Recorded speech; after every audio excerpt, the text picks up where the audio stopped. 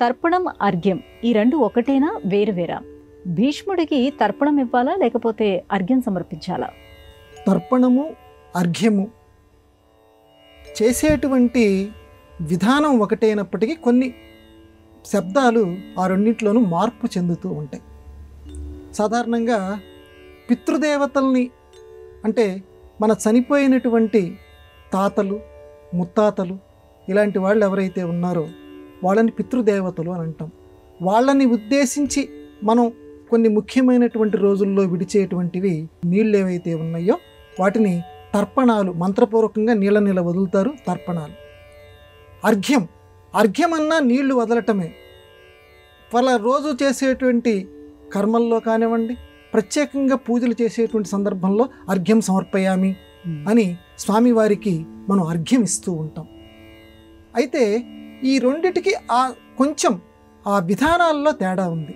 ఎవరిని ఉద్దేశించి చేస్తున్నామో వారి దగ్గర కొన్ని మాటల్లో తేడా ఉంటుంది.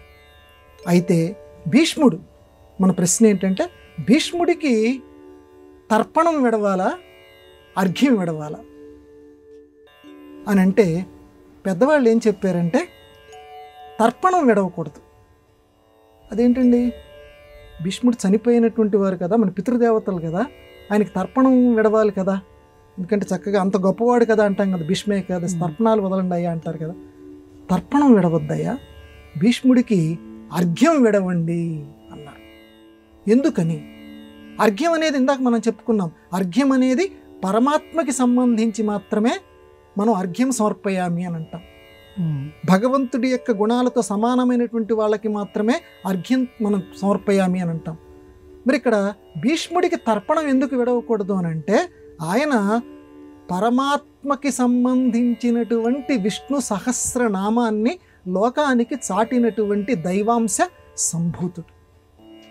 ఎందుకంటే ఈ రోజుకి కూడా చాలామందికి విష్ణు సహస్రనామం లేనిది రోజు గడవదు. ఎందుకంటే ఆ విష్ణు సహస్రనామం చదివి చాలా గొప్ప ఫలితాన్ని పొందినటువంటి కోటాను కోట్ల జీవులు ఉన్నారు. భగవంతుడి దగ్గరికి చేర్చేటువంటి ఉత్తమమైనటువంటి స్తోత్రం, దానికి మూలకారకుడు భీష్మాచార్యుల వారు పూర్తిగా. ఎందుకంటే వసువులు అంటాం, అష్టవసువులు అంటాం. ఆ అష్టవసువుల్లో ప్రభాసుడు అనేటువంటి వసువు యొక్క రూపం ఒక దేవతా స్వరూపం భీష్ముడు.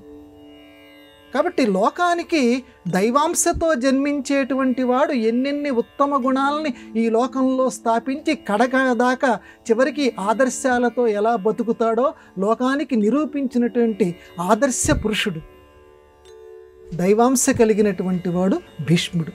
కాబట్టి ఆయన్ని ఎవరి దగ్గరైతే దైవీ గుణాలు ఉంటాయో, దైవాంశ ఉంటుందో అటువంటి వాళ్ళకి తర్పణాలు వదలకూడదు, అర్ఘ్యం మాత్రమే ఇవ్వాలి. ఆయన దేవుడితోటి సమానమైనటువంటి వాడు. అందువల్ల భీష్ముడికి ఎవ్వరూ కూడా ఎట్టి పరిస్థితుల్లోనూ తర్పణం విడవకండి. ఆయన పితృదేవతలు అంటే మనం మామూలుగా మన తాతలు, మన తండ్రులు, చనిపోయినటువంటి వాళ్ళు ఎవరైతే ఉన్నారో వారికి తర్పణాలు వదలాలి. ఎందుకంటే మనకు తెలియదు వారు చనిపోయిన తర్వాత మళ్ళీ జన్మనెత్తారో తెలియదు, లేదా దురదృష్టవశాత్తు ఇంకా లోకాల్లో పరిభ్రమిస్తున్నారో తెలియదు. అటువంటి వారికి ఓ దేవా ఇదిగో నేను నీళ్లు వదులుతున్నాను, దాహంతో కనుక వాళ్ళ నాలుగు పెడసగట్టుకుపోతుందేమో అని చెప్పి అటువంటి వారిని ఉద్దేశించాలి, తెలియనటువంటి వాళ్ళు. కానీ భీష్ముడి సంగతి అందరికీ తెలుసు చక్కగా. ఎందుకంటే భారతంలోనే స్పష్టంగా చెప్పారు, అలా శ్రీకృష్ణుడిని చూస్తుంటాడు, ఆ శ్రీకృష్ణుడిలో ఆయన యొక్క జ్యోతి, ప్రాణజ్యోతి లీనమైపోతుంది. దైవం నుంచి వచ్చారు, మళ్ళీ దైవంలో లీనమైపోయాడు. అందువల్ల దైవ సంభూతుడు కాబట్టి భీష్ముడికి మనం అందరం కూడా అర్ఘ్యం విడవండి, తర్పణం విడవకండి.